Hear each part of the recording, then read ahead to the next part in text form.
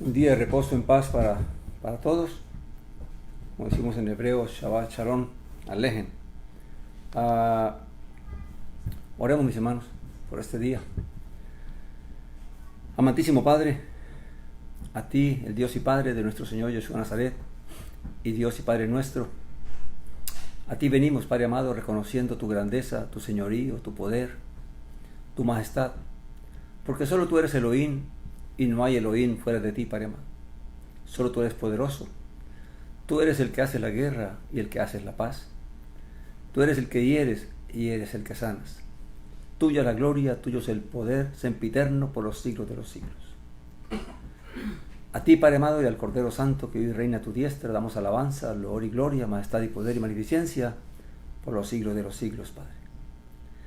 Padre amado, gracias por este día de reposo, por la semana de labores que ha concluido y por todas tus bendiciones y provisiones, Padre eterno. Padre amado, así te damos gracias, Señor, por la salud, por la vida, por la paz, el bienestar, por el gozo de la salvación y por el gozo de tu Santo Espíritu, por la revelación de tu palabra y por todas tus bendiciones, Padre. Padre amado, venimos a ti, Señor, por la intercesión de tu Hijo amado, de Yeshua el Mesías, aquel que vive y reina a tu diestra, esperando, Señor, que tú, Señor, que intercedes por nosotros, seas llevando, Señor, ante el Altísimo nuestra oración, nuestra petición, nuestras necesidades, nuestras angustias, nuestras aflicciones, y que sea derramada de lo alto por tu gracia, oh Señor, y por el don de tu Santo Espíritu y la revelación de tu palabra, la consolación, la fortaleza, la sanidad, la liberación y la ayuda necesaria. Padre amado, por la gracia de tu Hijo amado, Señor, te pedimos cosas, te pedimos por todos aquellos, Señor, que hoy están sufriendo por causa de este virus, de esta pandemia, por los niños, Padre eterno, que ahora están sufriendo esta aparición, Señor, de esta forma, Señor, de enfermedad, Señor, que los afecta, Padre amado, no solamente en esta nación, sino en muchas naciones. Que tu misericordia sea con todos aquellos que hoy padecen, Señor, de este virus, Señor, y de los niños, Señor, que padecen, por los que están, Señor, entubados en esta hora, por los que están luchando por respirar, por vivir. Que tu misericordia sea con ellos en esta hora, Padre amado, que tu benevolencia los alcance y que derrames sanidad, Padre eterno, sobre sus vidas, sobre sus cuerpos, sobre sus pulmones, y que seas tú reprendiendo, Padre eterno, desvaneciendo, Señor, todo virus, Señor, en sus cuerpos, Padre eterno, tanto de los adultos como de los niños, Padre eterno, y que la sanidad venga a sus vidas. Que asimismo, Señor, venga consolación y fortaleza de lo alto sobre los familiares, de todos aquellos que hoy tienen familiares enfermos y por todos aquellos que han perdido familiares. Que tu misericordia sea con todos nosotros. Padre amado, te pedimos por la gracia de nuestro Señor y por tu gran amor y misericordia y bondad para con todos nosotros, que seas tú concediendo, Señor, que este virus, Señor, se desvanezca de la faz de la tierra y que las naciones, Señor, tengan paz, Padre amado, tengan reposo, Señor, y venga paz, Señor, sobre nuestras vidas y sobre las naciones.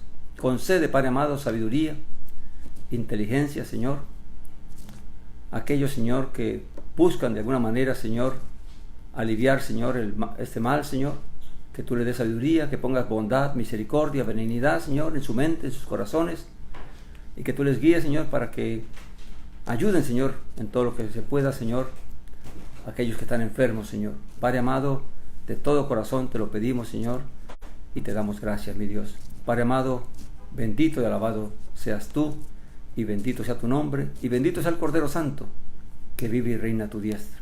En el nombre poderoso de nuestro Señor Jesús Nazaret, y con toda la fe, Señor, con toda la convicción y con toda la esperanza de que tú, Padre amado, eres bueno y misericordioso y benigno y que escuchas nuestra oración, te pedimos todas estas cosas.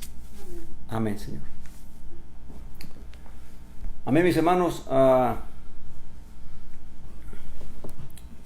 Hoy tenemos el último capítulo del libro de Primera de Juan, capítulo 5, versículo 1 en adelante, y hoy hemos titulado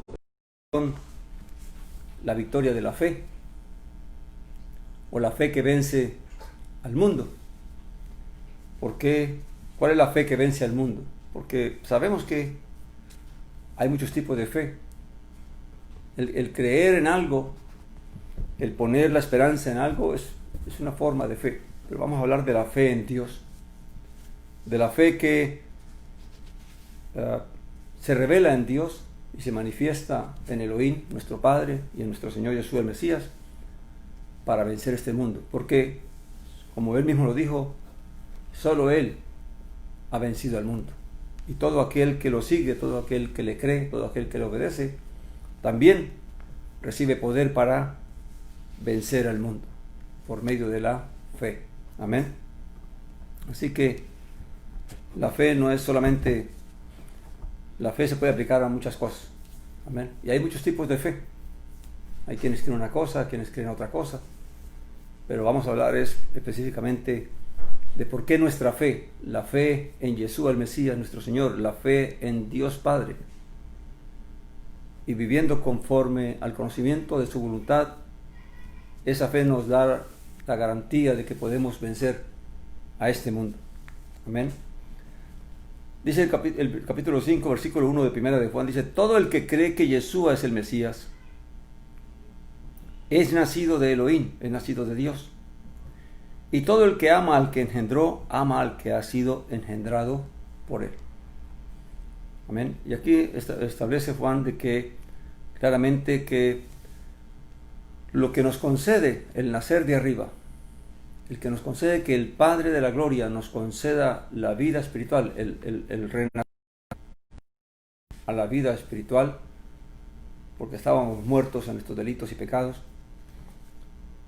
nos concede el nacer de arriba, es porque hemos creído que Yeshua de Nazaret es el Mesías de Israel, el Hijo de Dios, por medio de quien podemos venir al Padre. Como dijo el mismo nuestro Señor: nadie puede venir al Padre si no es por mí. Yo soy el camino, la verdad y la vida. Así que no hay otra forma. Amén. Porque entonces, ¿cuál sería nuestra fe? ¿Para qué vendría el Hijo del Hombre si hubiera otra forma de llegar al Padre?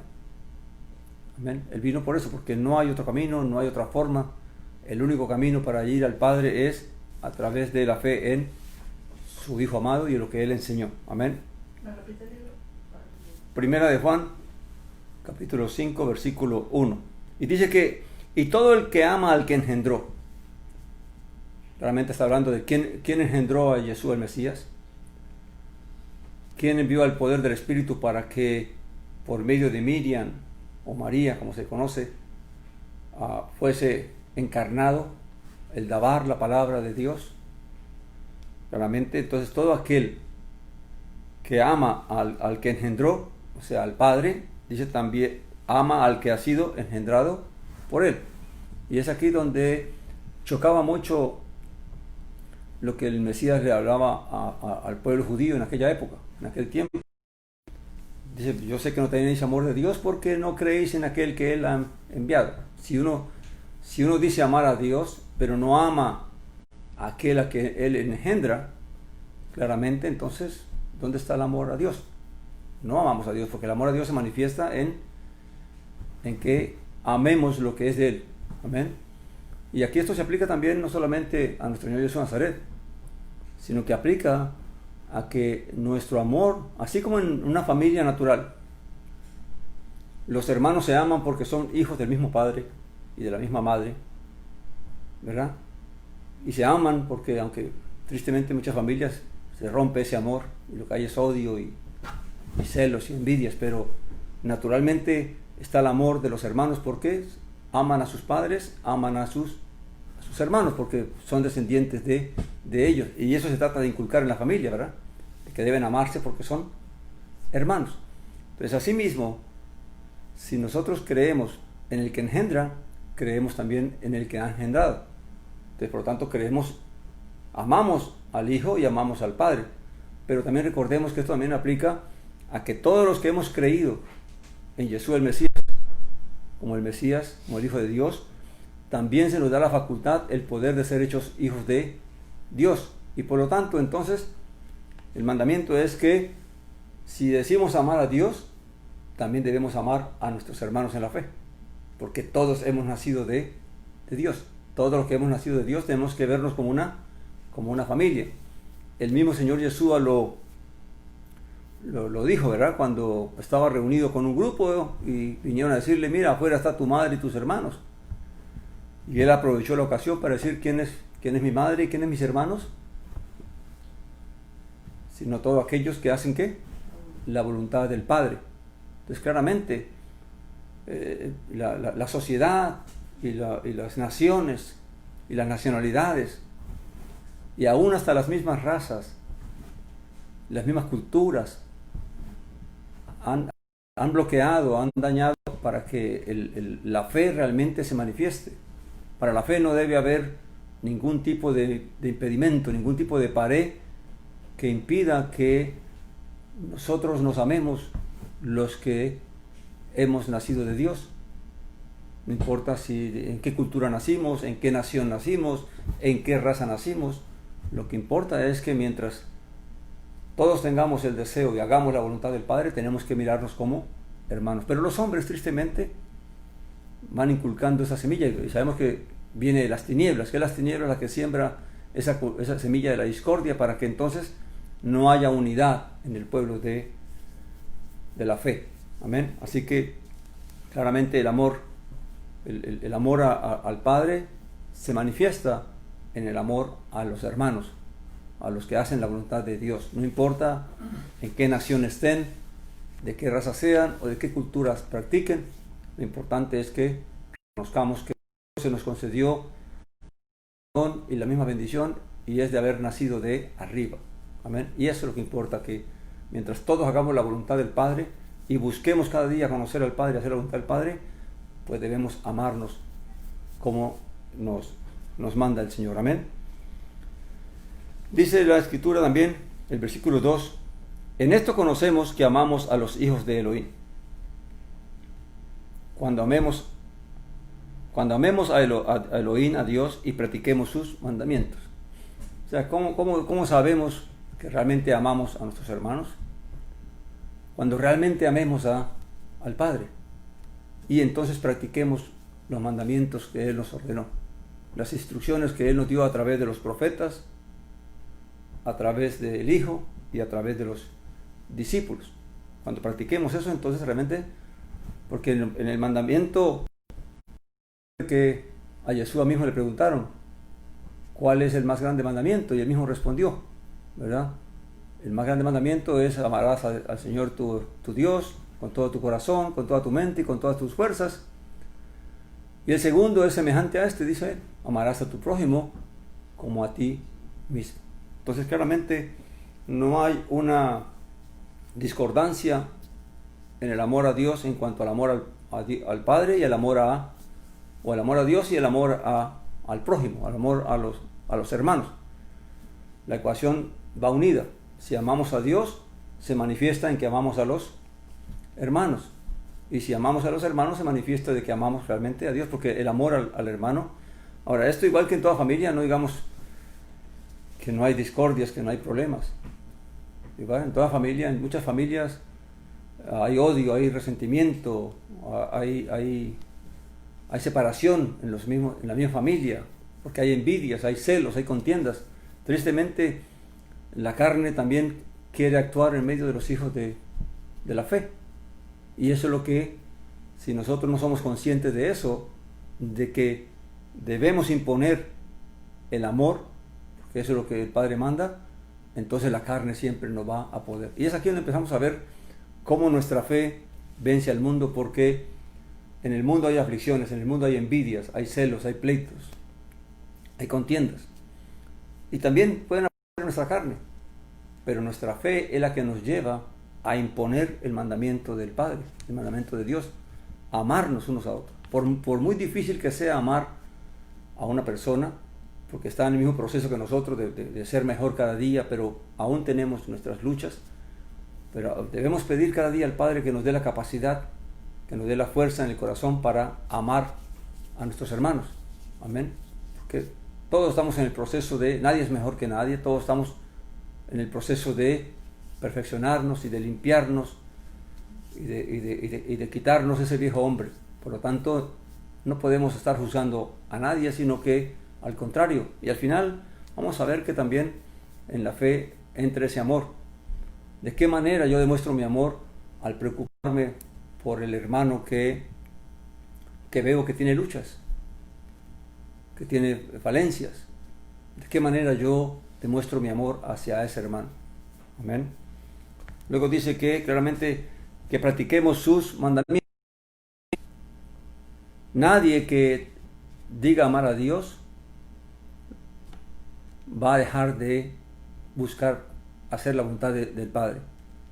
Todo aquel que ama a Dios va a buscar, porque el Espíritu, el nacer de arriba que Dios nos concede, tiene esa tendencia, tiene esa inclinación, y Dios nos da su Espíritu para guiarnos cada día más, acercarnos a Él, a buscar ser como Él, a buscar ser como aquel que Él nos envió, que es nuestro modelo de vida, a Jesús, al Mesías, nuestro Señor.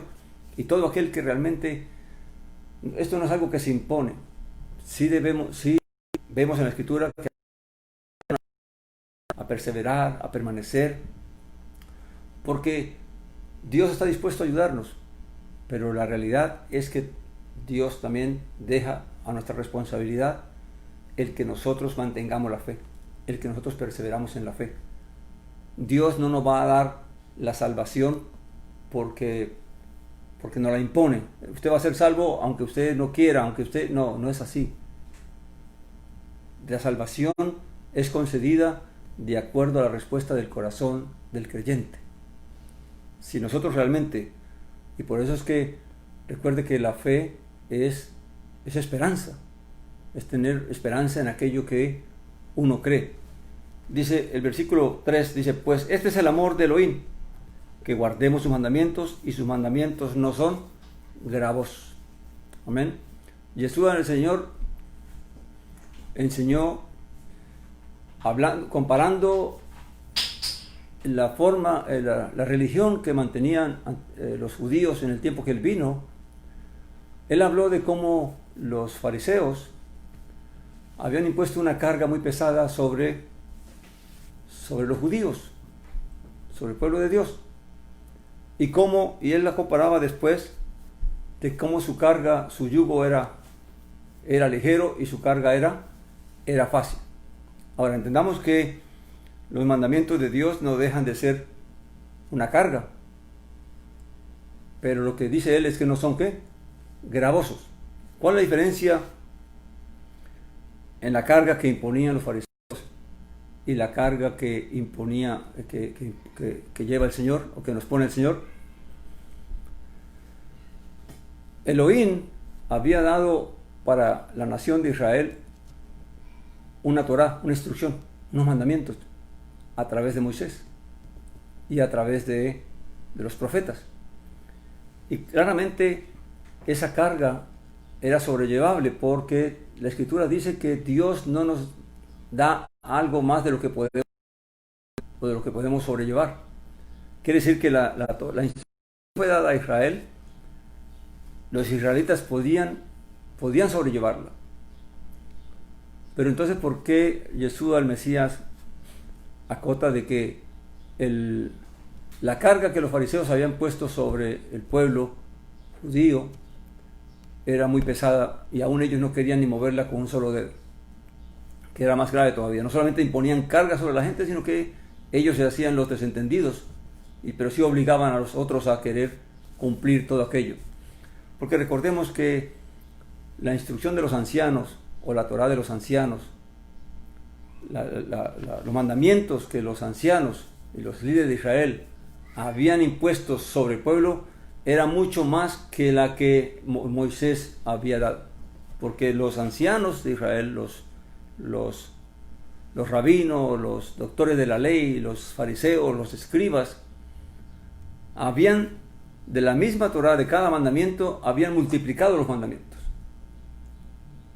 Claramente, supuestamente la intención era buena, era tratar de dar a entender cómo el mandamiento se podía violar, pero que multiplicó los mandamientos, que hasta el mismo Pedro, en la reunión que se hace en Jerusalén de los creyentes, dice que les impusieron una carga que ni los mismos padres pudieron llevar. Porque no solamente estaban los mandamientos que había dado el Padre a través de Moisés y de los profetas, sino que ahora los mismos fariseos y los mismos doctores de la ley, los mismos escribas, habían multiplicado el mandamiento. Y muchos de ellos, como lo corrigió Jesús el Mesías, esos mandamientos aún contradecían la misma Torá, la misma instrucción. Amén. Entonces, claramente no son gravosos porque lo que Mesías es realmente a darnos el mandamiento que podemos cumplir. Amén. Hay una historia que leí de un extranjero que vio a un niño cargando a otro niño yendo a la escuela. Y entonces el extranjero le pregunta, ¿para dónde van? ¿Qué hacen? Y entonces él le dice que van para la escuela. Y le pregunta, ¿y todos los días haces esto? Y dice, sí. Le contesta el niño, sí. Y dice, ¿y no es una carga muy pesada para ti? Entonces el niño responde, no, no es una carga, porque es mi hermano. Y el hermano que él lo cargaba era porque el hermano era minusválido. Y entonces claramente para ir a la escuela, en ese tiempo no había como hoy en día que hay transporte y hay buses, sino que su hermanito, para que su hermano no dejara de educarse, se lo echaba a la espalda y lo llevaba hasta la escuela todos los días. Pero entonces eso, ¿qué nos hace reflexionar? Nos hace reflexionar lo mismo, las mismas razones por las que una mujer, una madre, se levanta cada día a hacer la comida, limpiar la casa, lavar la ropa y todas las obligaciones que ella tiene. Si una madre no le hiciera en amor a su familia, a su esposo, a sus hijos, claramente sería una carga, aunque no deja de hacer un oficio. Amén. No deja de causar cansancio, no deja de causar fatiga. Pero lo que estamos viendo es que todo aquello que se hace en amor realmente no se ve como una carga. Es triste cuando uno ve hijos que ven a sus padres como una carga. Después que los han educado, los han criado, y entonces ya no quieren cuidarlos. ¿Y por qué lo ven como una carga si son sus padres? Porque claramente perdieron el amor por sus padres. Y donde no hay amor, entonces las cosas se ven como una carga. Y así entonces lo que el Señor nos está diciendo, que la carga, el yugo que Él nos da, va a ser ligero y va a ser fácil, es porque todo es hecho en amor. En el amor al Padre y en el amor al prójimo. Si realmente tenemos amor, entonces esto no va a ser una carga tan pesada, sino que va a ser una carga difícil, va a ser una tarea. Hay que hacerla, hay que cumplir responsabilidades y obligaciones, pero no vamos a sentir como que, qué carga es esto. Amén. Como los judíos tristemente así lo sentían de lo que le habían impuesto los fariseos y los doctores de la ley. Amén. Entonces, claramente no es que el mandamiento no sea una carga, o sea, no es una obligación, es una obligación, pero no es gravoso porque se nos hace fácil, porque se hace en el amor. El problema es cuando no hay amor de Dios en nosotros. Entonces ahí cualquier cosa que se haga, cualquier cosa que se manda a hacer una persona, si no lo hace en amor, claramente para él va a ser algo gravoso porque no lo quiere hacer, no es lo que quiere hacer. Por lo tanto, pedirle algo a alguien, hacer algo que no va a ser hecho en amor, va a ser muy difícil. Amén. Un padre que trabaja jornalero de sol a sol para ganarse el pan de cada día, para traerlo a su familia, para que haya pan en la mesa, claramente para él no es gravoso el estar ahí todo el día bajo el sol trabajando, porque claramente cuando llega a su casa, la dicha de que sus hijos tienen pan en la mesa. Amén. Ahora, no quiere decir que no da cansancio, no da fatiga el estar bajo el sol trabajando, pero lo que vemos es que nadie que ama, nadie que hace por amor lo que hace, le parece una carga, ni le es una carga. Entonces, esa es la diferencia entre por qué el amor facilita las cosas, por qué el amor nos ayuda a hacer cosas que traen fatiga, que traen cansancio, pero que en realidad se nos hace fáciles y se nos hace gozoso porque lo hacemos en en amor. Y ese es lo que el Padre nos pide. Todo lo que hagamos, sea enseñar una palabra, sea que oremos, sea que ayudar al prójimo, cualquier cosa que hagamos, si una persona, y esto es, yo sé que a muchos le puede pasar, si una persona ve el que tener que ayudar a otro como una carga, como algo gravoso, entonces claramente no hay amor en eso que él hace. Porque el que ama a su hermano y lo ve en necesidad y siente el deseo de ayudarle, de socorrerle, de bendecirle, claramente no lo va a ver como una carga, sino lo va a ver más bien como una bendición, como una oportunidad de ayudar a aquel que realmente está en necesidad. ¿Ven? Y allí se manifiesta realmente el amor a Dios. Por eso es que Pedro, hablando de que Dios nos concedió todas las cosas para que nosotros participemos de la naturaleza divina. ¿Cuál es la naturaleza divina? Pues dijo el mismo Juan, ya lo leímos en otra parte, que Dios es amor. Y si Dios es amor, o sea, la naturaleza de Elohim, del Padre, es amor, pues la naturaleza divina que nosotros debemos buscar, ¿cuál es? Y que Dios nos concedió todas las cosas para que la alcancemos, es llegar al amor. Y por eso Él da una lista, dice, por eso a la fe hay que añadirle virtud, a la virtud conocimiento, al conocimiento dominio propio, al dominio propio la paciencia, a la paciencia el amor fraternal y luego el amor ágape. Porque hay una diferencia entre el amor fraternal y el amor ágape. El amor ágape es aquel que realmente el amor de Dios se ha llenado en nuestras vidas, se ha instaurado en nuestras vidas. Uno puede amar a sus hijos, a su esposa, a su hermano en la carne. Uno los ama porque tenemos ese nexo, ese lazo familiar allí.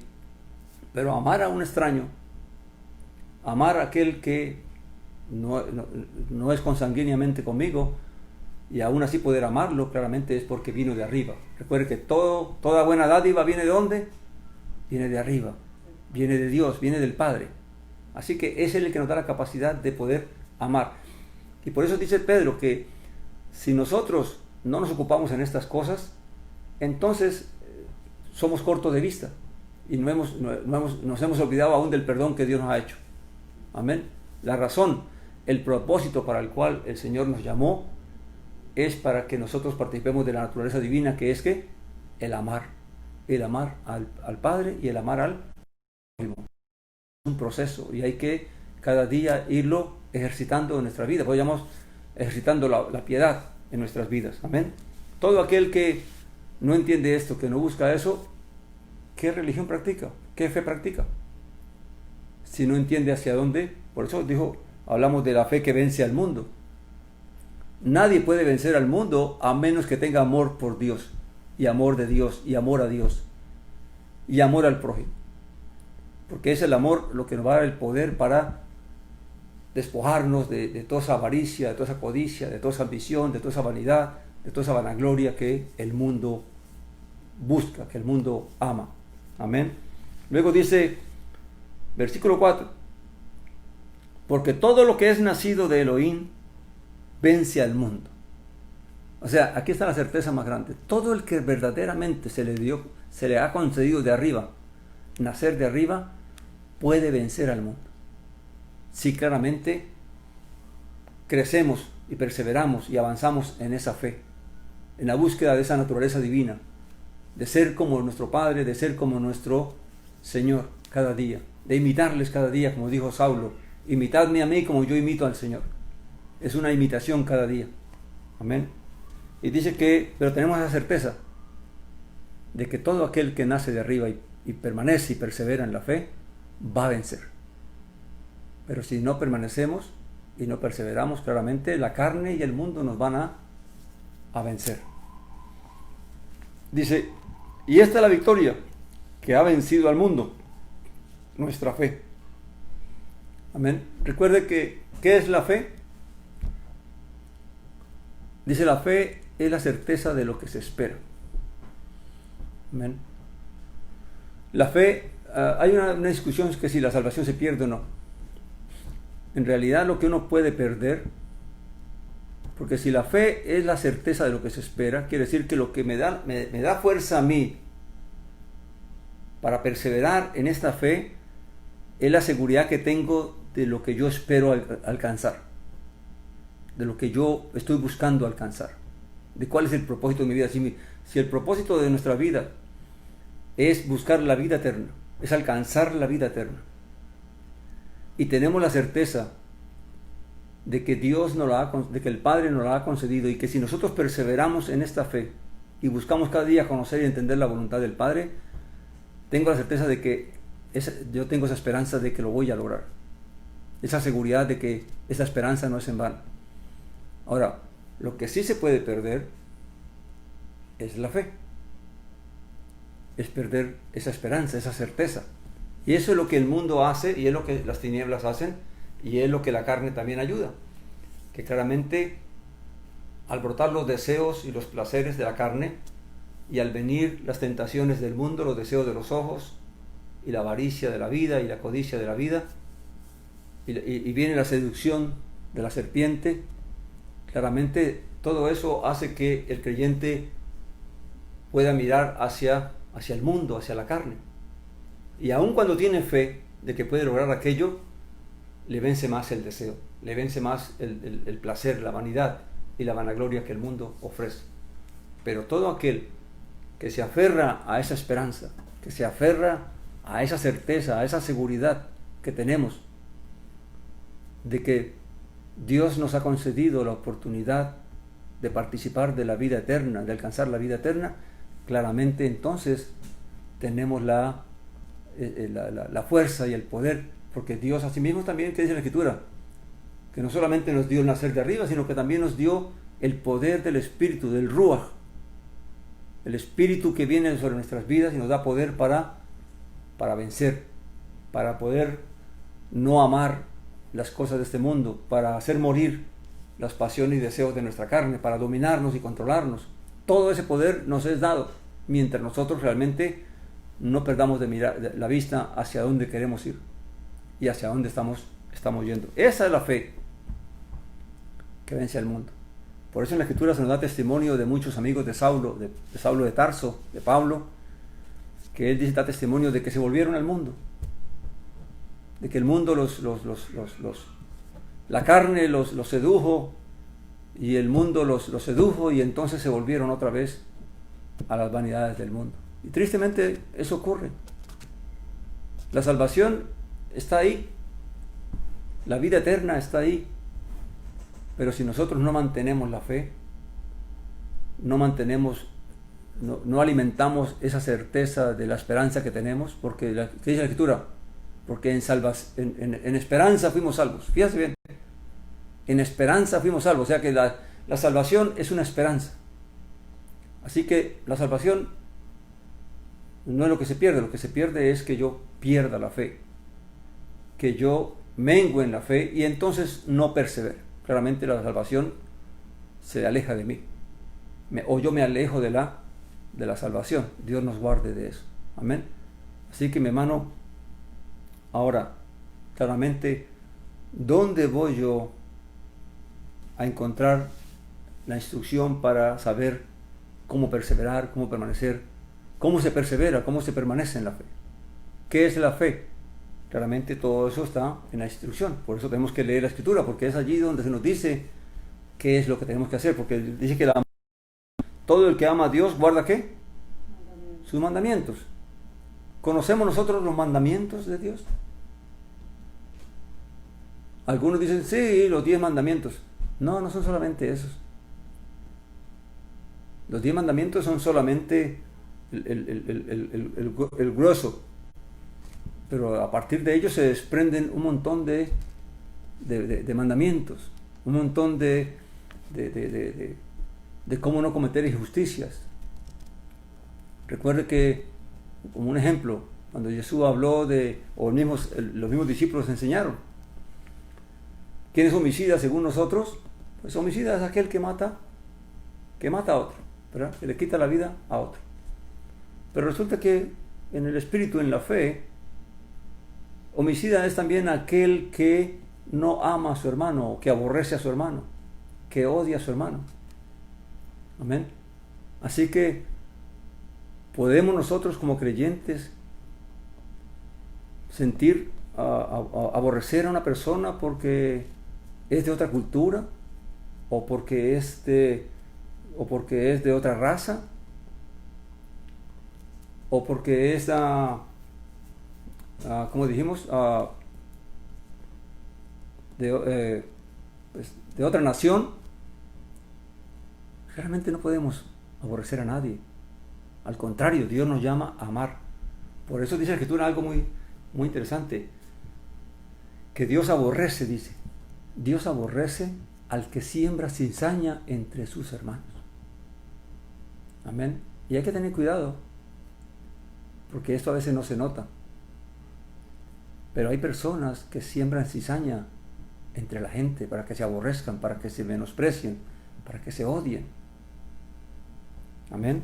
Así que todo aquel que siembra el menosprecio de unos por otros, Dios aborrece eso. Dios aborrece ese espíritu.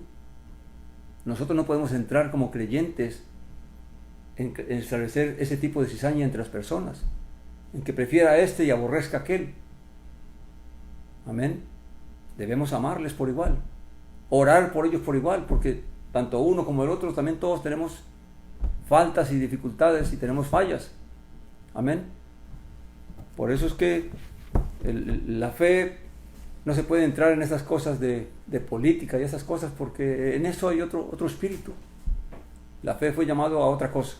Amén. Y luego dice, ¿quién es el que vence al mundo? Sino el que cree que Yeshua es el Hijo de Elohim. O sea, la fe de los que creen en Yeshua de Nazaret como el Hijo de Dios, pero ese creer no es solamente creer que sí, yo creo que Él es el Hijo, sino ese creer, recuerde que conlleva que yo también veo todo lo que Él representa, todo lo que Él demanda, todo lo que Él hizo y que yo también tengo que hacer, todo lo que Él nos enseñó en esta vida, de cómo caminar, de qué es lo que tenemos que buscar. Todo eso también yo, al creer en Él, o sea, no creo en Él solamente como eso, sino creo en su vida, en su ejemplo, en su enseñanza, en sus instrucciones. Eso es creer en el Hijo de Dios. Si yo creo en todo lo que Él enseñó y en todo lo que Él hizo y en todo lo que Él espera que yo haga, pues claramente entonces dice que esa fe voy a vencer al mundo, porque estoy en la fe verdadera. Amén. Pero si yo realmente creo que Él es el Hijo de Dios, pero no me interesa el ejemplo que Él me dio, la enseñanza que Él me dio, y vivo mi vida en este mundo preocupado más por este mundo y las cosas de este mundo, pues entonces no he creído en el Hijo de Dios. Amén.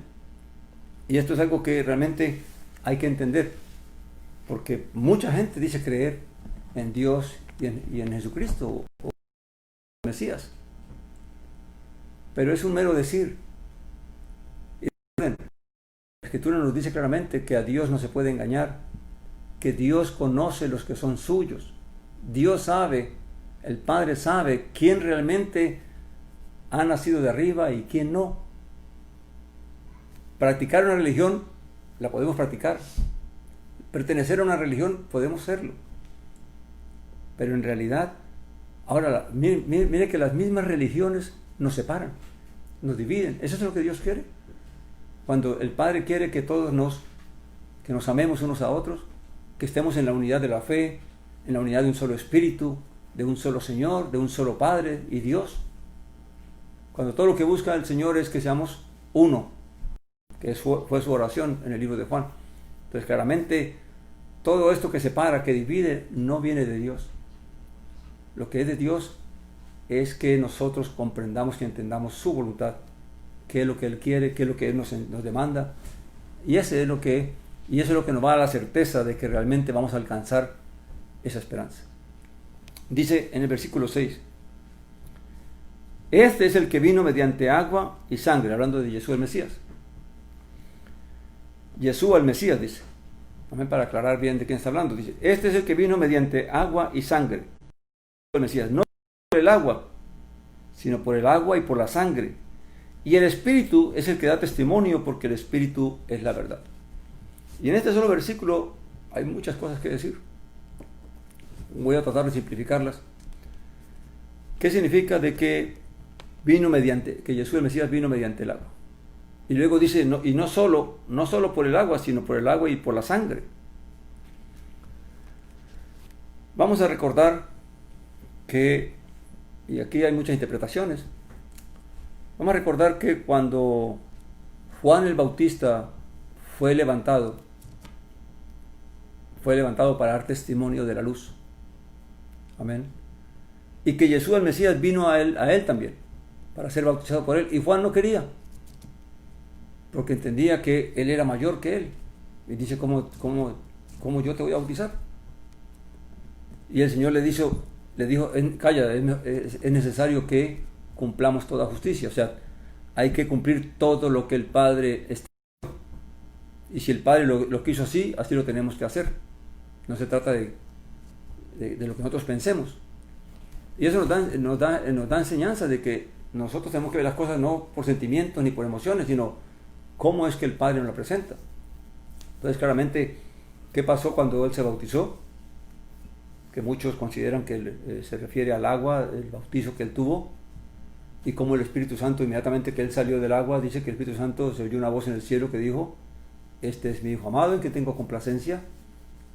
Amén. Y vio también Juan cómo el Espíritu de Dios descendía en forma de una paloma sobre él. Amén. Claramente muchos se refieren a que cuando habla del agua, habla del bautismo, pero claramente para que él fuera bautizado en agua tenía que ser un hombre ya, tenía ya que participar de carne y sangre también. Así que podemos ver que el agua también se refiere a la palabra. Recuerde que el Señor dijo que vosotros ya estáis limpios por la palabra que yo os he hablado. Ahora, ¿por qué vino por el agua? Porque si miramos a los profetas y al mismo Moisés, toda la escritura se nos revela, como el mismo Mesías dijo, mi vida va conforme está escrito de mí. O sea, todo lo que el Mesías iba a hacer e iba a vivir ya había sido dado por el Espíritu a través de los profetas y estaba en las profecías, en la palabra. Así que él vino por el agua, significado que ya venía por la misma revelación de la palabra. Y claramente el bautismo y todo esto complementa el hecho de que él realmente era el Mesías, porque ¿qué fue lo que manifestó el hecho de que Juan diera testimonio de él a través del bautismo y de que Juan lo bautizara? Pues dio testimonio de que él era el Mesías. Por eso Juan dice que no vino solamente por el agua. Ahora, no vino solamente por el agua, sino también por la sangre, queriendo decir de que también él, a través de esa vida impecable de él, de esa vida limpia, de esa vida pura de él, pues su vida, que es la sangre, vino a ser un sacrificio delante de Dios para el perdón de nuestros pecados. Así que la misma muerte claramente no vino solamente por el agua y por la enseñanza y por la palabra que trajo, sino que también vino para dar su vida, para derramar su sangre en el madero por todos nosotros. Entonces, por eso dice, no vino solamente por el agua, o sea, no vino solamente trayendo una enseñanza, una revelación, sino que vino también para dar testimonio de una vida de fe, de una vida de piedad, de una vida de obediencia al Padre, de cuál es la verdadera voluntad del Padre, porque recuerda el conocimiento de la religión, pero Él vino a revelarnos al Padre, como Él mismo dice en el capítulo de Juan 17. Amén. Los judíos realmente no conocían al Padre, vinieron realmente a conocerle a través del ejemplo, de la vida y de las palabras de Yeshua el Mesías. Por eso es que uno ve la vida de los discípulos, cómo cambió, cómo se olvidaron de las cosas de este mundo, aún de sus familias, de sus esposas, y cómo se consagraron a llevar el Evangelio por todo el mundo. Se despreocuparon de negocios. Cuando la Biblia dice que cuando el Señor llamó a Mateo, a Leví, que estaba en el banco de los impuestos, recaudando impuestos, cómo él inmediatamente abandonó, cómo Pedro y Juan, que estaban dedicados a la pesca, abandonaron ese negocio y lo siguieron. Pero vemos que en realidad en todos ellos había ciertas inquietudes hasta que vino la muerte del Señor y lo vieron resucitado. Una vez que lo vieron resucitado, todo cambió para ellos. La realidad se les abrió. La resurrección no era un mito, no era una idea, aun cuando estaba en la Escritura, sino que la resurrección de la vida, tener la vida eterna, el poder volver a ver la vida, era una realidad que ellos lo pudieron percibir con sus propios ojos. Y fue el poder de esa revelación, de esa realidad, lo que los llevó a ellos a abandonar todo, para consagrarse a llevar esa palabra, ese evangelio, esa besorá, esas palabras de buenas nuevas al mundo entero, sin importarles ni riqueza, ni comodidad, ni nada en este mundo. Y esto es algo que el mundo no va a poder comprender. Cuando un hijo de Dios, cuando alguien ha nacido de arriba y esta realidad se le revela, entonces esa persona cambia de tal punto que el mundo no lo puede entender. Pero ¿cómo así? Es un tonto, es un necio que abandona esto, que abandonó aquello. Porque es que la realidad que hay en aquel que ha nacido de arriba puede recibir, porque viene de Dios, mi hermano, y el mundo no lo puede recibir, porque el Espíritu de Dios, el mundo no puede recibirlo, solamente aquellos que se les ha concedido, y se les ha concedido por medio de la fe. Muchos, por eso dice la Escritura, muchos son llamados y pocos los escogidos. Muchos responden al llamado del Evangelio, muchos vienen a la fe, pero no todos perseveran, no todos permanecen. ¿Por qué? Porque no pueden sostener, no pueden guardar la certeza de esa esperanza, porque Dios mismo nos va revelando. Mira lo que dice Juan aquí. Dice, y el Espíritu es el que da testimonio, porque el Espíritu es la verdad. Claramente vemos cómo el Espíritu de Dios se manifestó a través de Jesús el Mesías para dar testimonio, porque ya estaba profetizado. Recuerda que dice Isaías y dice Jeremías, el Espíritu de Dios está sobre mí porque me ha enviado para esto, y el mismo Señor dice en otra parte que y yo derramaré de mi Espíritu sobre mi siervo.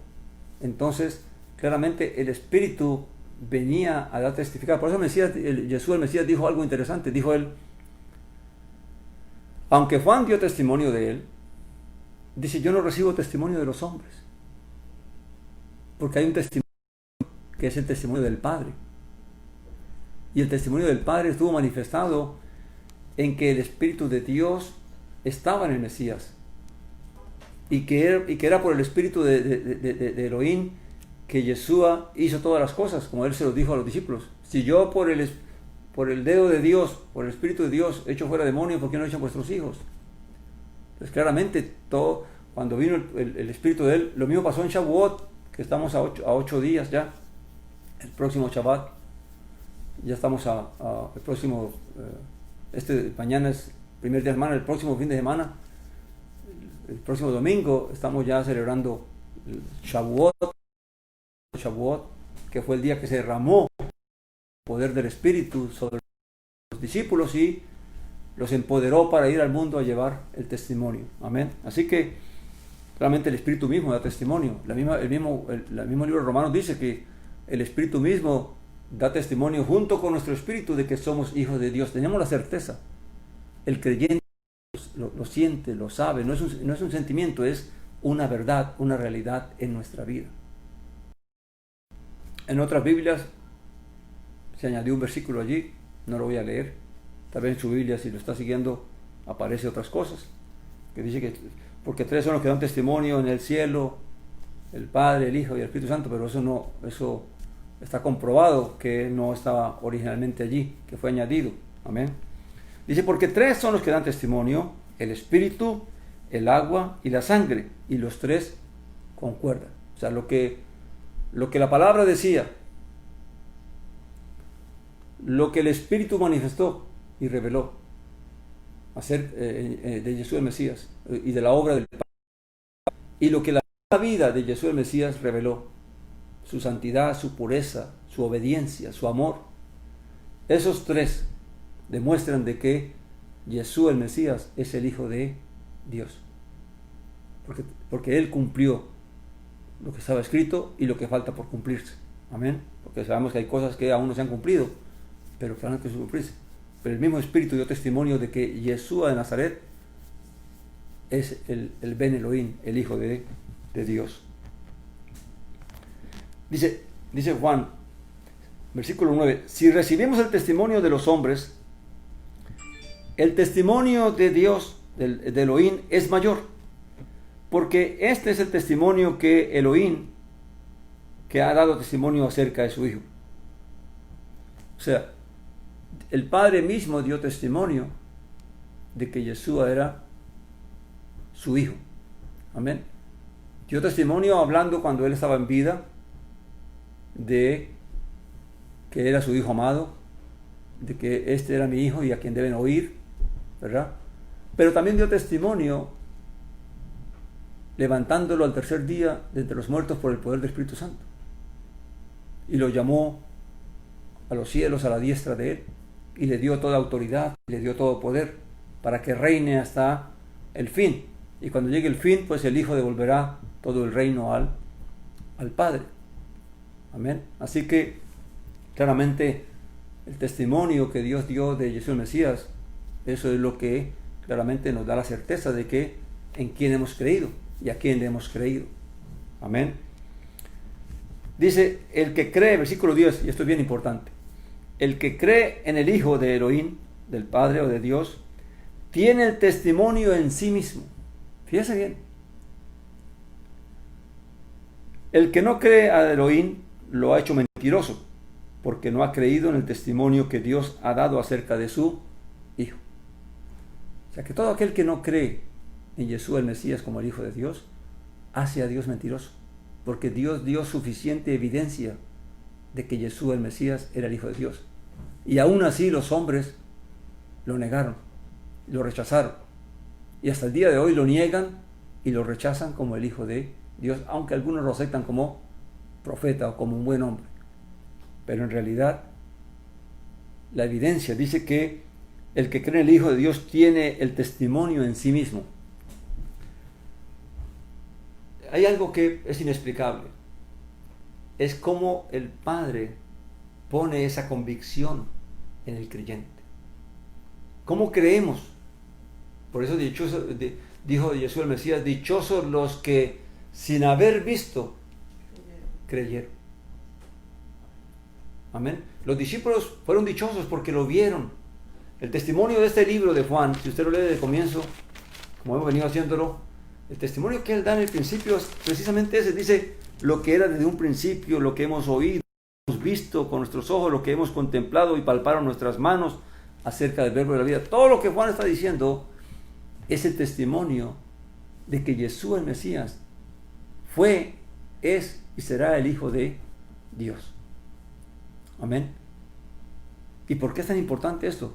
Porque de esto depende nuestra fe. Porque como decía Pablo a los que discutían de que no había resurrección de muertos, y él le dice, si no hay resurrección de muertos, entonces vana es nuestra fe. ¿En qué hemos creído? ¿Qué esperamos entonces? ¿Para qué entonces practicamos esta religión o esta fe? Pero lo que nos da la fuerza, el poder para poner nuestra mirada arriba, es la certeza del testimonio de que Jesús el Mesías es el Hijo de Dios.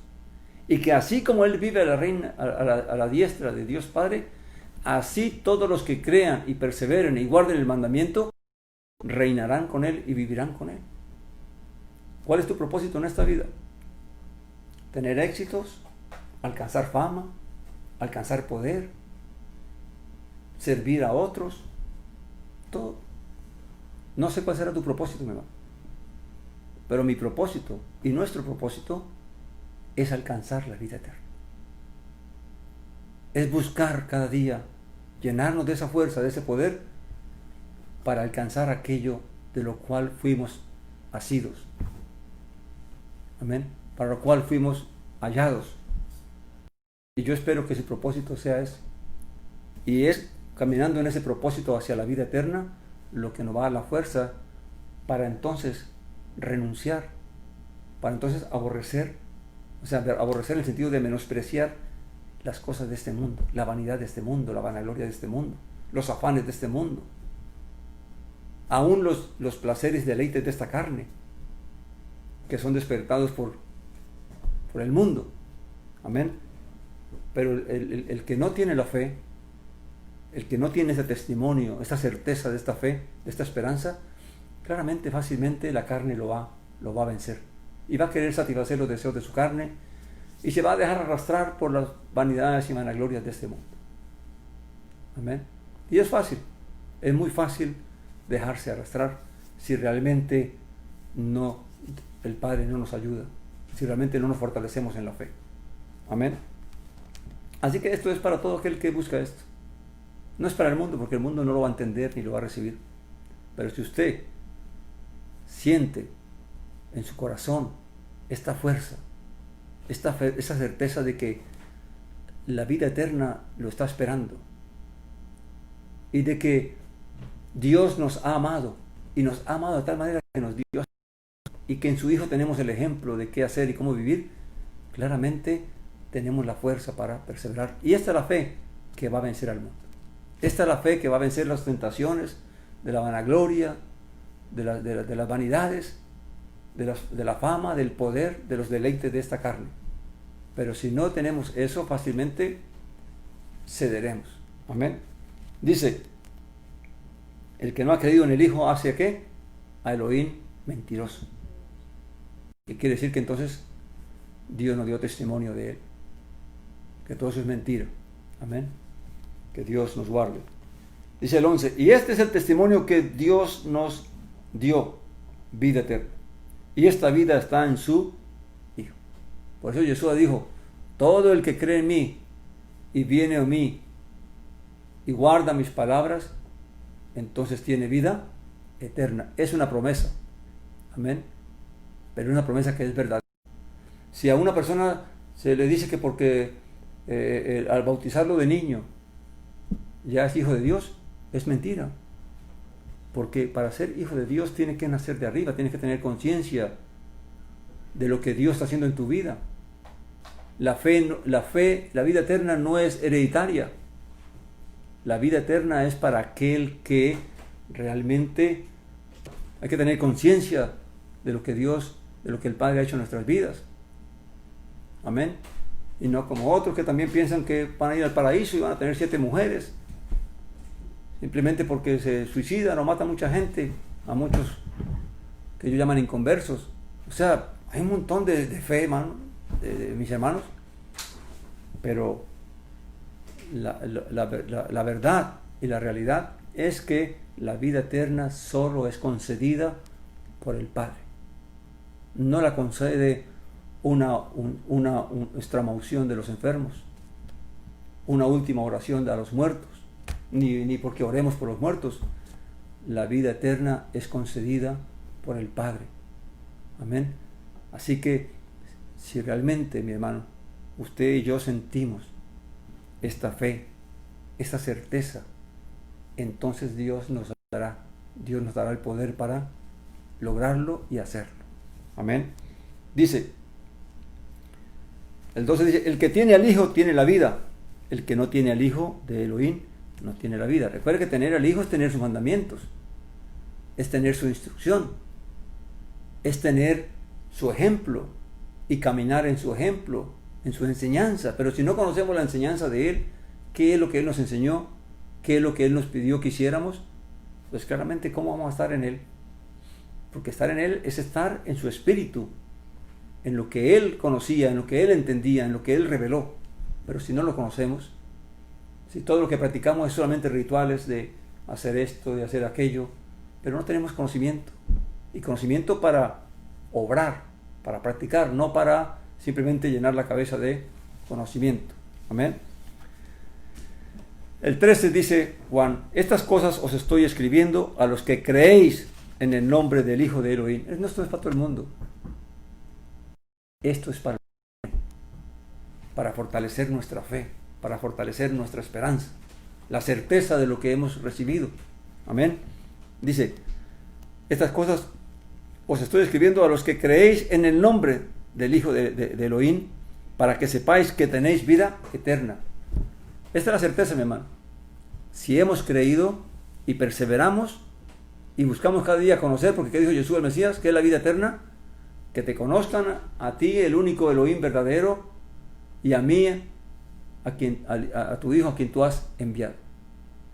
O sea, el conocimiento y el caminar basado en ese conocimiento, entonces nos da la certeza de que realmente caminamos en el Padre y en el Hijo y que tenemos la vida en nosotros. Amén. Y esta es la confianza, dice, que tenemos ante Él, que cuando pidamos algo conforme a su voluntad, Él nos escucha.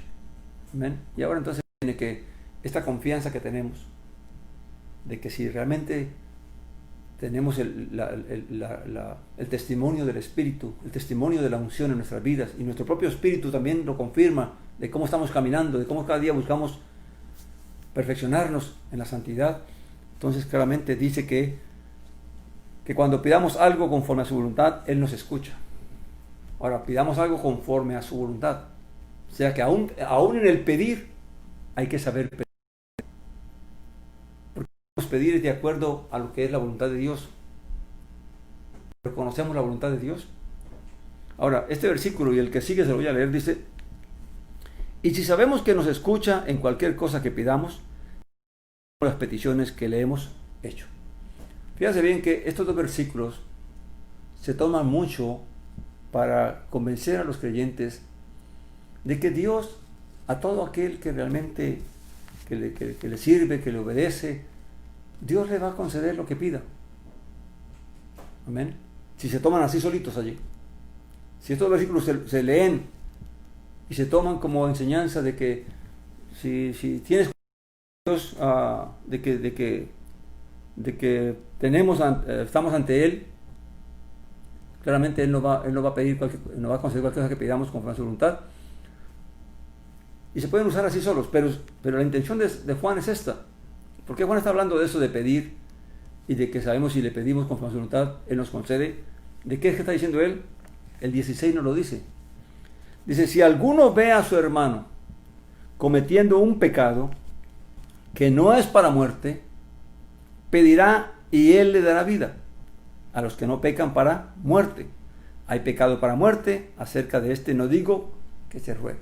Fíjense bien que lo que Juan está diciendo es que Dios, a todo aquel que permanece y que tiene confianza y que puede venir confiadamente para que le conceda su petición, es en la confianza de que si yo veo a mi hermano, y esta es la fe y este es el amor, si yo veo a un hermano que tiene falencias, que está fallando, que está cojeando, no en pecados de muerte, y yo espero que usted sepa cuáles son los pecados de muerte y cuáles no, porque hay pecados que son de muerte y pecados que no son de muerte, y de muerte tiene que ver con todos los pecados que conlleva la muerte o el pecado que era condenado con muerte antes, como el adulterio, como la idolatría, como el homicidio, como el secuestro, amén, y todo pecado que estaba condenado con pena de muerte. Pero también se refiere al pecado que nos lleva a la muerte. Cuando se practica el pecado, al final lo que produce es estamos caminando hacia la muerte. Si una persona sigue practicando el pecado, pues entonces ese pecado lo está llevando ¿a dónde? A la muerte. El pecado del que separó Pablo de Corintios, de aquel hombre que vivía con la mujer de su padre. Amén. Que era pecado de muerte. Amén. Del hombre que se acuesta con varón, o de la mujer que se acuesta con mujer, o del ser humano que se acuesta con animal. De pecados que eran pecados de muerte. Amén. Pero dice entonces que yo veo a mi hermano cometiendo faltas o cometiendo alguna injusticia que no es de muerte. Claramente, fíjate que aquí en vez de ir allá a reclamarle y a decirle que se puede hacer también en amor, exhortarle, hacerle ver el error, pero importante que aquí yo, en el silencio, en mi cuarto encerrado, y ore a Dios por él, clame a Dios por él, que Dios tenga misericordia de él, que le ayude a ver, que le ayude a entender. O sea, antes de ir yo a hablarle, a exhortarle, en el amor verdadero, debo pedirle al Padre que le ayude a entender y a comprender el error en el que está cometiendo, o en el error que está leyendo. Porque ¿qué dice la Escritura? ¿Quién entenderá sus propios errores? Claramente, muy difícil que uno mismo los entienda. Pero Dios sí puede permitir ayudarnos a entender y a comprender nuestras faltas, nuestros errores. Y cuando eso ocurre, pues claramente viene el verdadero arrepentimiento y corregir las cosas. Entonces yo sí podemos orar en el amor a Dios, sabiendo que Dios nos escucha, sabemos que estamos en comunión con Él, que estamos en paz con Él, y que entonces, aprovechando esa comunión y esa confianza en Dios, que Dios nos escuche para orar por nuestro hermano que está cojeando. En vez de criticarlo, en vez de estar hablando a espaldas de él con otros y revelando sus pecados y revelando sus faltas y criticándole, el verdadero amor se manifiesta en que en vez de hablar de él, me voy a mi cuarto y me postro delante de Dios y de corazón clamo por él, porque también anhelo la salvación de mi hermano, que también él persevere, que también él salga adelante y pueda vencer sus debilidades, sus flaquezas y sus faltas, y pueda reconocer y entender sus errores, igual que lo hacemos cada uno de nosotros. Amén. Ese es el verdadero amor, y por ese pecado se puede pedir para que Dios ayude a la persona. Amén. Ahora, de muerte no se puede pedir, porque claramente ya es algo que Dios tiene que lidiar con la persona. Amén. Y que pues Dios lo disciplinará, o como dice la Escritura, o lo enfermará, o lo puede hasta matar. Solamente Dios sabe lo que puede hacer con esa persona si realmente se le exhorta y no se corrige. Amén. Dice el 17: toda injusticia es pecado, pero hay pecado que no es para muerte. Quiere decir, hay pecados que son circunstanciales, que se cometieron una vez, se cometió un error, se cometió una falta. Amén. Y no es para muerte porque claramente fue una sola vez. La persona se descuidó, nos descuidamos, o nos dejamos llevar por el ambiente, la situación del momento, y cometimos un error, pero no un pecado de muerte. Cometimos una injusticia. Hicimos un comentario que no debimos hacer. Amén. En medio de o dijimos algo en medio de una discusión, en medio de un debate que no se debió decir. Entonces, claramente, toda injusticia es pecado. Y es aquí donde yo insisto mucho, y la Escritura insiste mucho, de que nosotros debemos examinar nuestras palabras, nuestras acciones, de que en ellas no haya injusticia. ¿Qué es injusticia? Todos tenemos un concepto de injusticia que hemos aprendido. Pero cuando uno viene delante de Elohim, delante del Padre, cuando uno viene a la Escritura, uno empieza a aprender de que hay un montón de cosas que nosotros no consideramos como injusticia, que no son agradables delante del Padre, pero que cuando uno empieza a conocerlas y a entenderlas, entonces empieza a querer alejarse y a guardarse de esas cosas para no cometer injusticia. Y hay mucha gente que por no buscar el conocimiento, claramente están pecando, cometiendo injusticia sin darse cuenta. Amén. Y el mismo menosprecio de la palabra, pues ¿qué hace? Nos lleva a la muerte, porque en la medida que usted practica una injusticia, un pecado, pues inocentemente también está yendo ¿qué? A la muerte. ¿Por qué? Porque claramente está cometiendo algo que, y no va a poder justificarlo delante de Dios, porque Dios va a decir, bueno, ahí estaba escrito. ¿No lo supiste? ¿No lo leíste? ¿No lo conociste? ¿Por qué? Porque menospreciaste mi escritura, porque menospreciaste mi consejo, porque menospreciaste mi mandamiento. Entonces, ¿de quién es la culpa? De nosotros. ¿Amén? Y eso es algo que en la mayoría de los creyentes está ocurriendo. Los creyentes no tienen palabra, no tienen amor por conocer, no solamente como conocimiento, sino conocer cuál es la voluntad de Dios, qué es lo que Dios determina como justo y qué es lo que es injusto delante de Dios, qué es lo que es honesto, qué es lo que es deshonesto, qué es lo que es bueno, qué es lo que es santo, qué es lo que es profano delante de Dios. Porque, como dice la Escritura, en una parte dice, porque la justicia de los hombres, fíjate bien, dice que nuestras justicias son como trapos de inmundicia delante de Dios. Lo que uno cree que está haciendo que es justo, delante de Dios puede ser la injusticia más grande. Amén. Y en eso hay que tener cuidado, y en eso hay que buscar cada día buscar conocer más la voluntad de Dios. Dice, sabemos que todo el que es nacido de Elohim no peca. O sea, todo aquel que realmente ha recibido este testimonio, esta realidad, esta verdad de lo que Dios nos ha dado, pues cada día vamos a procurar limpiarnos más. Amén. Y es ese amor y esa fe y esa esperanza lo que nos da la fuerza para cuidarnos de no hacer nada en contra del mandamiento de Dios. Luego dice, por Elohim lo guarda y el maligno no lo agarra. O sea, aparte de que nuestra fe, nuestra esperanza nos ayuda, ahora tenemos al Hijo de Dios, aquel que el Padre engendró, a Jesús el Mesías, guardándonos, protegiéndonos, pero a todos o a aquellos que están buscando caminar cada día, luchando cada día por su fe, por su esperanza, por su transformación y renovación.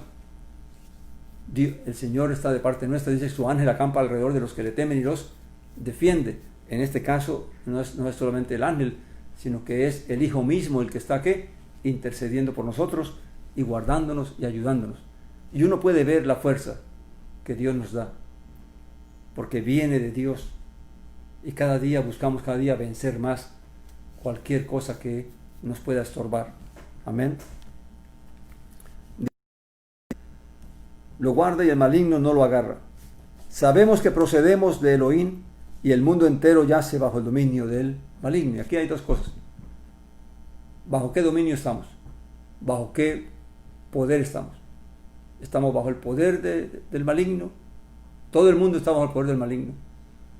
Pero aquellos que han nacido de arriba, aquellos que han nacido de Elohim, están bajo el poder de Dios y son guardados y protegidos por el poder de Dios y por aquel que Él engendró, por el Mesías, por el Espíritu de su Hijo. Amén. Luego dice, pero sabemos que el Hijo de Elohim ha venido y nos ha dado entendimiento para que conozcamos al verdadero. Y estamos en el verdadero, en su Hijo, Jesús el Mesías. Este es el verdadero Elohim y la vida eterna. Hijitos guardados de los ídolos. Y aquí termino, mi hermano. Dice que, pero sabemos que el Hijo Dios ha venido y nos ha dado entendimiento para que conozcamos al verdadero. Fíjense que una de las cosas que Jesús le enseñó a sus discípulos, y cuando Él ora al Padre le dice eso, yo les he dado a conocer tu nombre. Y ellos han conocido que yo he salido de ti. O sea que ese conocimiento que los discípulos recibieron de Jesús el Mesías no lo tenía el resto de los judíos. Todos ellos y todos aquellos que han creído de verdad. Entonces realmente hemos recibido esa revelación. Por eso dijo de la vida eterna es esto, que te conozcan a ti, el único Elohim verdadero, y al Padre. El mundo no conocía realmente al Padre. Fue el Hijo el que lo dio a conocer. Y Él dice que es Él el que lo da a conocer. Y también dice que es el Padre el que nos trae al Hijo. O sea que es algo que solamente viene de arriba. El Padre nos enseña a venir al Hijo y el Hijo nos revela al Padre. Amén. Así que es una revelación que solamente recibe todo aquel que ha creído, que tiene fe en ello.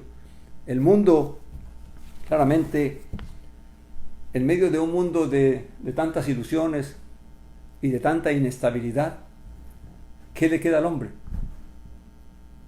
acerca de las cosas de Dios? Suponer. Y todo lo que el hombre supone. ¿Por qué? Porque no tiene conocimiento, no tiene revelación. Y a eso vino Jesús el Mesías, a darnos revelación del verdadero. Y también la revelación nos dice de que Él es el verdadero Hijo. Y de que en Él, y que en el verdadero Padre y en el verdadero Hijo, tenemos la vida eterna. Amén. Así que, si la gente escucha el mundo, ¿qué va a escuchar? Suposiciones. La gente puede hablar de religión, puede hablar aún de Dios, de que es Dios, pero si no tienen el testimonio de Dios mismo, la revelación de la verdad, porque una de las cosas que hace Dios en sus hijos es santificarlos en su verdad, concederles el espíritu de verdad, porque eso dijo Jesús a los discípulos: es necesario que yo me vaya para que el espíritu de verdad venga a vosotros, y el Espíritu de verdad os enseñará y os recordará todas las cosas que yo os he dicho. Todo es por el Espíritu de verdad. Y el mundo no lo puede ver ni lo puede recibir, porque el mundo lo rechaza. Así que, ¿por qué nuestra fe es la fe que vence al mundo? Porque esta certeza, porque esta convicción de lo que creemos, de lo que hemos creído, de lo que esperamos, solamente viene de arriba. Es Dios el Padre y el Hijo el que lo ponen en nuestro corazón y nos dan esa certeza que aun cuando no se pueda explicar, tal vez sí la podemos comprender, sí la podemos entender, sí la podemos recibir, porque es Dios el que nos da el entendimiento por medio de su Espíritu, y para eso nos dio su Espíritu, para revelarnos todas las cosas. Y por eso el mundo no puede comprender, no puede entender por qué cambia tanto cuando recibe la revelación de la verdad. ¿Por qué una persona es capaz de ya no caminar como el mundo, como antes caminaba detrás del mundo, persiguiendo las cosas del mundo, anhelando las cosas del mundo? ¿Por qué el creyente cambia tan drásticamente? Porque es la revelación que ha recibido de arriba.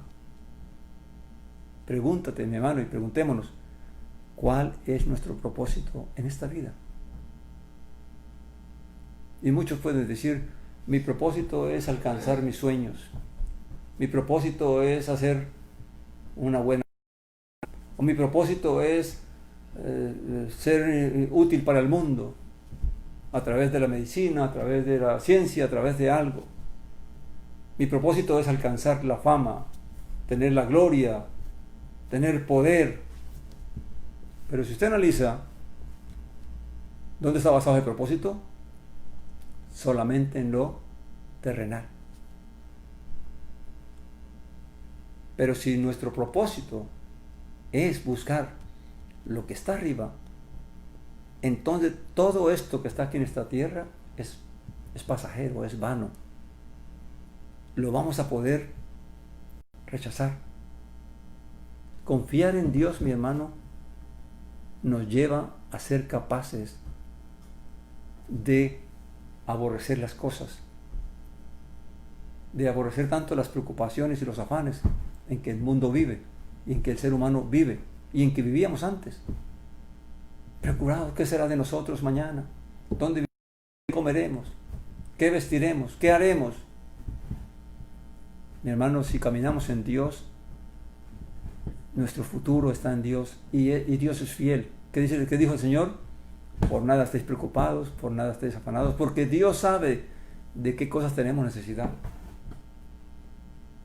Si Dios nos concede un empleo donde podemos proveernos el pan de cada día, y podemos servirle, y podemos buscarle, y podemos buscar cada día acercarnos más a Él, ¿qué necesidad tenemos de querer buscar las cosas del mundo, de querer buscar riquezas y negocios? Que es lo que la Biblia da testimonio cuando Pablo dice que muchos de sus amigos se volvieron atrás, fue porque se volvieron a los negocios y a las cosas del mundo, porque no tuvieron el amor suficiente o la fe suficiente para perseverar en esta fe. Amén. Y esto no se trata de que el rico tenga que ser pobre o el pobre tenga que ser rico, no. Se trata de gozarnos en el Señor, de confiar en Él. Así como confiamos en esta pandemia, amén, de que Él nos puede guardar, de que Él tiene el poder para hacer que esto desaparezca. Amén. De aun que si nos enfermamos, Dios es poderoso para guardarnos y darnos la sanidad. ¿Cuántos han podido vencer este virus? Amén. Algunos también han muerto, pero todo depende de nuestra confianza, de nuestra fe, y pedirle a Dios cada día porque esto desaparezca, no para que volvamos a la normalidad, sino porque no queremos que tampoco la gente muera, que nadie muera, porque dice la Escritura que Dios no quiere la muerte del impío. Permita a Dios que todos tengamos la oportunidad de oír y de escuchar el Evangelio, la verdad, y podamos ser salvos. Amén. Vamos a orar, mis hermanos. Padre Santo y Padre bueno, a ti, Señor, Venimos de corazón, Señor, a suplicarte por la gracia de nuestro Señor Jesús Nazaret, que tengas misericordia y clemencia de nosotros y nos permitas cada día más comprender y entender tu voluntad. Que seas tú, Señor, poniendo el testimonio, Señor, tuyo, Señor, en nuestros corazones. Danos la fuerza, danos el poder para poder, Señor, caminar cada día poner los ojos arriba, Señor, esperando, Señor, la vida eterna, Señor, de la realidad tuya y de tu reino. Y que tú nos des la fuerza y el poder por tu Espíritu para aborrecer, para menospreciar todo lo que en este mundo nos afana y nos preocupa.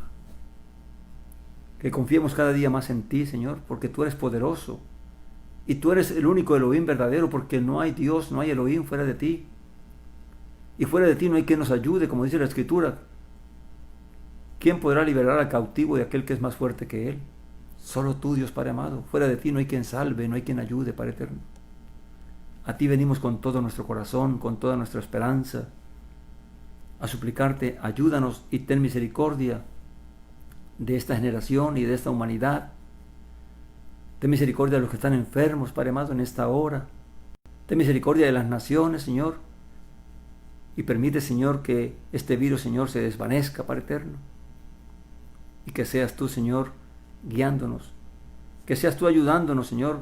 Aquel, Señor, que está cojeando, aquel que está flaqueando, aquel que está siendo tentado por las vanidades y vanaglorias de este mundo o por los deleites y placeres de esta carne, que tú nos ayudes, que tú nos des la fuerza, Señor, para vencer, para superar, Señor, cualquier debilidad, cualquier tentación. Que tú nos guardes, Señor, por la gracia y el Espíritu de tu Hijo amado, y nos ayudes, Padre eterno, a vencer cada día más. Padre amado, llénanos del gozo de tu Espíritu, del gozo de tu salvación, del gozo de la comunión contigo, de la confianza de que tú nos escuchas y de que tú nos concedes, Señor, nuestras peticiones conforme a tu voluntad y conforme al deseo de nuestro corazón. Ayúdanos, Padre. Ten misericordia de las naciones, familiares, parientes, amigos de nuestros vecinos, y permite, Señor, que la luz gloriosa del Evangelio de la verdad de nuestro Señor Jesús Nazaret siga resplandeciendo para iluminar, Señor, a esta generación, a esta humanidad. Abre los ojos, abre el corazón, abre los oídos, el entendimiento de todos aquellos, Señor, que aún no te conocen, Padre eterno, y da fortaleza y poder, Señor, a tu pueblo, a tus siervos. En el nombre maravilloso y poderoso de nuestro Señor Jesús Nazaret te pedimos todas estas cosas y te damos gracias, Padre. Amén, Señor.